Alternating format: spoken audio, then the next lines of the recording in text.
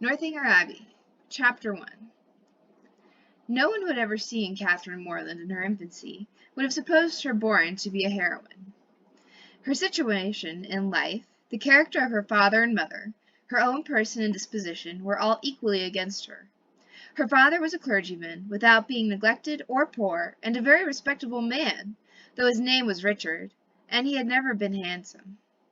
He had a considerable independence besides 2 good livings, and he was not in the least addicted to locking up his daughters. Her mother was a woman of useful plain sense, with a good temper, and what is more remarkable, with a good constitution. She had 3 sons before Catherine was born, and instead of dying and bringing the latter into the world, as anybody might expect, she still lived to have 6 children more, to see them growing up around her, and to enjoy excellent health herself. A family of 10 children will be always called a fine family, where there are heads and arms and legs enough for the number. But the Morlands had little other right to the word, for they were in general very plain, and Catherine, for many years of her life, as plain as any. She had a thin, awkward figure, a sallow skin without color, dark lank hair, and strong features.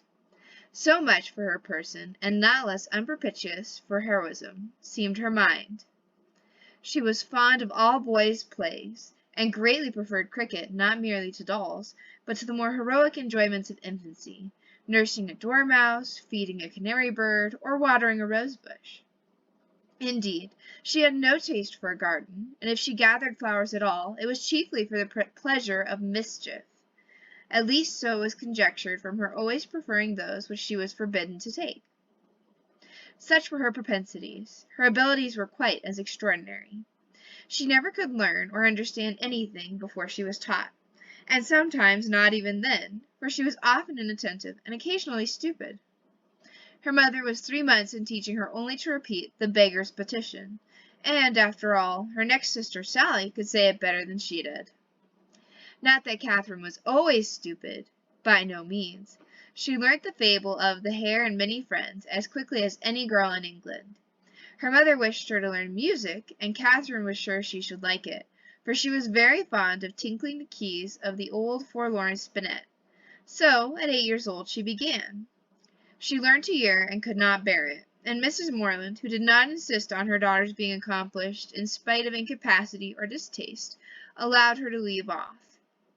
The day which dismissed the music master was one of the happiest of Catherine's life. Her taste for drawing was not superior, though whenever she could obtain the outside of a letter from her mother or seize upon any other odd piece of paper, she did what she could in that way, by drawing houses and trees, hens and chickens, all very much like one another. Writing and accounts she was taught by her father, French by her mother. Her proficiency in either was not remarkable, and she shirked her lessons in both whenever she could. What a strange, unaccountable character!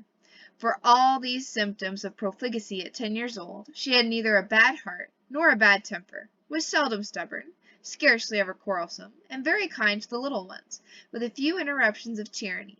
She was moreover noisy and wild, hated confinement and cleanliness, and loved nothing so well in the world as rolling down the green slope at the back of the house.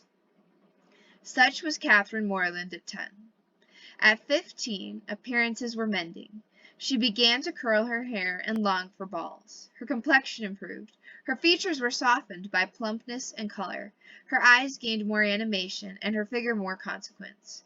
Her love of dirt gave way to an inclination for finery, and she grew clean as she grew smart.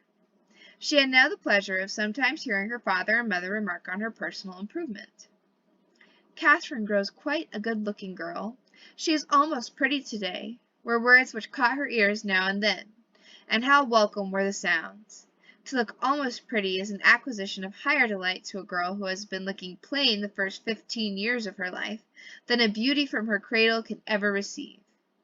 Mrs. Morland was a very good woman, and wished to see her children everything they ought to be, but her time was so much occupied in lying in and teaching the little ones, that her elder daughters were inevitably left to shift for themselves, and it was not very wonderful that Catherine, who had by nature nothing heroic about her, should prefer cricket, baseball, riding on horseback, and running about the country at the age of 14, to books, or at least books of information.